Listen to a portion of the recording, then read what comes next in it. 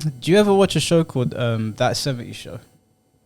No, but I've heard of it. Yeah, it's the one that Mila Kunis was in and Ashton Kutcher. Yes, yeah. So it was really popular. It was one of the best, at least the first couple of seasons. Towards the end, it kind of lost steam. It kind of went all over the place, I think, when Eric went to university. But it was a very, very popular show. I really, really enjoyed it.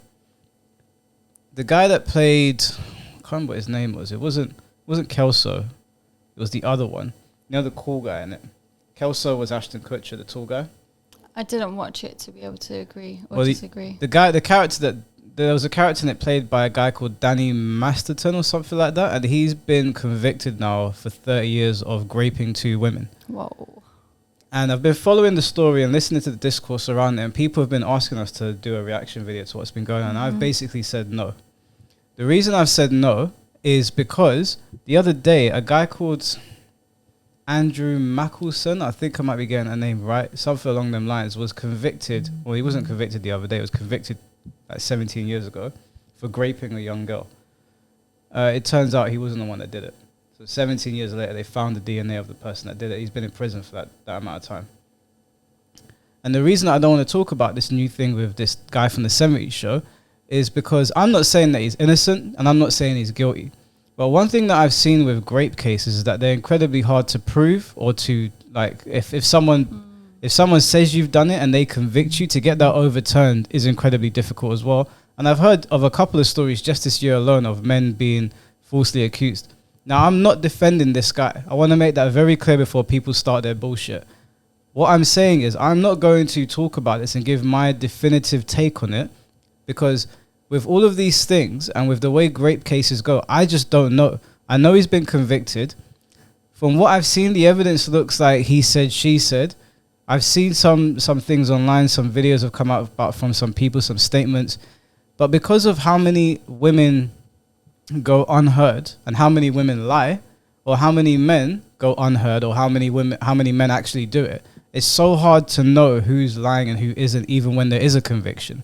So everyone that's asking for my opinion on it, I am hands off of this. And most rape cases we probably won't talk about them on this channel, just because, like I said, 10, 15, 20 years later, allegations come out or they get overturned and they find the guy not guilty. Surely there must be a substantial amount of evidence, though, for someone to get convicted of it.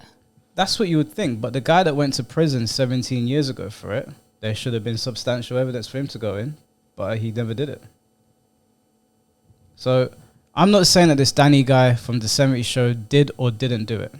I have seen what's been going on. I've been following it. I've been listening to the discourse. I've listened to Philip DeFranco. I could listen to my brother and my sister-in-law talking about it, both on opposite sides of the conversation.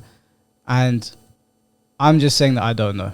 I don't know. So if you're coming here to listen to some grape story, you're probably not going to find it. There's loads of other YouTubers that are putting their stamp on it and giving their opinions.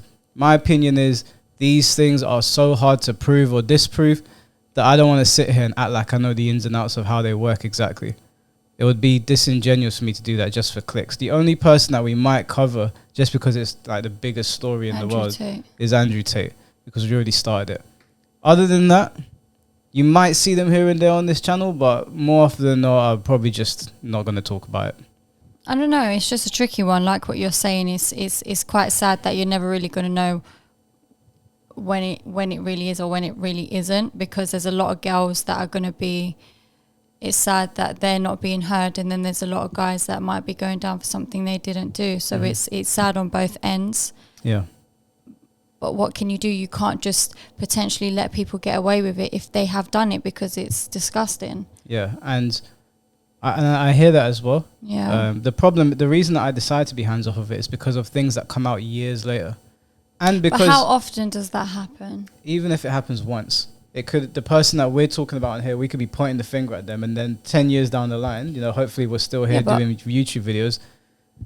How is that going to look? The thing is that I understand you're saying pointing the finger at someone, but if it's gone through a whole court case, I understand this one that you're saying he got found like not guilty down the line, but if it's gone through a whole court case and someone's gone to prison, whether it be for murder, selling drugs, robbery, they've gone through a court case and they've been caught and they've been charged for it. So it's not a case of seeing a video like that video we did where the woman was saying the husband was abusing her and he unlived himself, and that's pointing a finger at one of them two. Mm-hmm. This is something that's actually gone through a legal system Mm-hmm.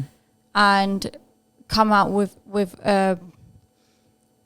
what's the word? Conviction. Yeah. So it's like, it's not so bad as just seeing a video and pointing a finger. It's more so it's been through things where you've just sometimes got to be like, you know what, yeah, they have done it. I understand people get wrongly convicted all the time. There's people that go to prison for murders they didn't commit, things like that. And sometimes the legal system can be unfair. Yeah. But then it is that whole case of differentiating who's innocent and who's not. I don't know. We don't work in law. We just have to go over what people are saying. We're not inside the courtrooms. We don't really know how this works. Like, say, for example, forget the guy that was using the example. There was another guy in America, a black dude. Now, you can use loads of examples. And the point here is that because we don't know the exact process, because where you're saying this person took someone's life or this person robbed someone, those things are much easier to prove than grape, evidently. This is when girls come out saying, "Oh, he raped me." People get accused of murder wrongly all the time. They do, but at least from what I've observed, which is why I feel uncomfortable speaking about it, grape is much harder to prove. It's harder for the women to prove, and it's harder for the men to flip if they get wrongly accused. It's like a he said, she said situation. And what I'm saying, again, before anybody starts, you're defending a rapist, I am not. I'm saying that when these stories come out about celebrities or whoever else, most of the time, I'll listen to it. I'll hear what's going on, but you probably won't hear me talking about on this channel, because it's not like when we're talking about the trans issue or we're talking about what they're teaching children in school, where we can say, yeah, this is wrong. This is a case that's gone on through like the legal procedures that I don't fully understand, and I don't fully understand how they wrongly convict people. So if I don't fully understand the process, I don't think I should give my opinion on it.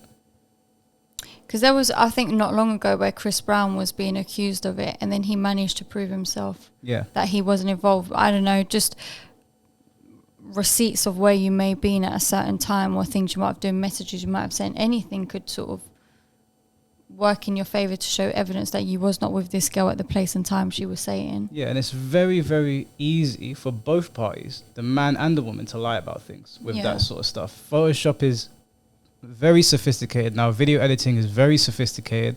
AI voiceovers are very sophisticated. Do they accept stuff like that in the courts? Well, if it's fake, then I'm sure that the courts have the correct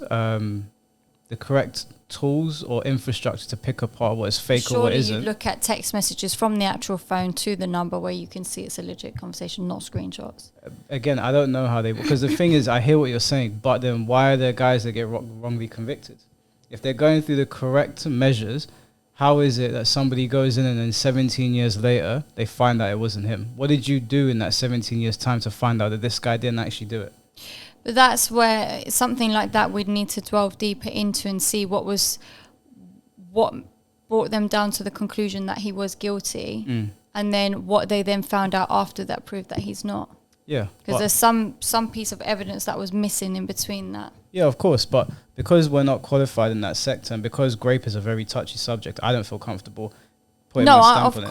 Of course. And the other thing that I wanted to say was that I was listening to my sister-in-law and my brother arguing about it. And I agreed with my brother. I didn't go and interrupt their conversation because it's none of my business. But because my door was open, I could hear what they were talking about. And my sister-in-law was saying that it's gone through all the legal procedures. There's a conviction. She got her information from a news source. And my brother said something along the lines of, what is a news source? Like, everything is a news source these days, which I agree with. Twitter is a news source. Whether you like it or not, it is. And the reason that people go to Twitter, the reason people go to Joe Rogan, the reason people even might come here or listen to Flagrant or even Logan Paul, whoever else, is because the mainstream institutions, the people that we're supposed to trust, are also full of shit. So where you might say that Twitter is full of conspiracy theories and people blowing smoke up their own arse, BBC, Sky News, ITV, they're propaganda machines. They sell you what they want you to see. That's why Twitter and Facebook and Snapchat and Instagram... Snapchat's the worst for it. Probably, but that's why people go to these things, because they don't trust these news sources. So when you say, I got my information from a news source, I don't know what you're talking about anymore, because everything is a news source these days. And the people, like I said, that we were supposed to trust when we turn on the TV or turn on the radio to give us the information objectively are also liars, and it's a propaganda machine. So you can't sit on your throne and say, well, I got my information from X, Y, and Z, and dismiss this other person. Yeah, Twitter is full of whack jobs, don't get me wrong, but so is all of these mainstream institutions, and most of them turn out to be nonsense anyway. So who are we supposed to believe?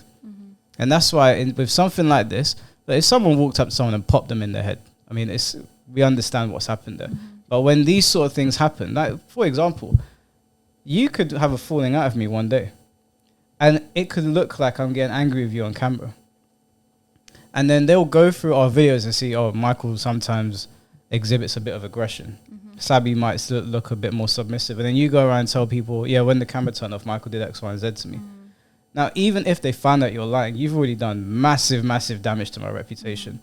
Probably I won't recover from, because there's going to be some people that are not going to come back to check out what's going on. And there's a lot of people that still wouldn't believe it as well.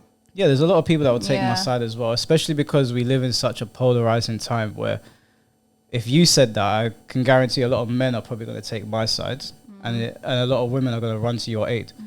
But that's not a conviction. It's not saying that you were telling the truth or I was telling the truth.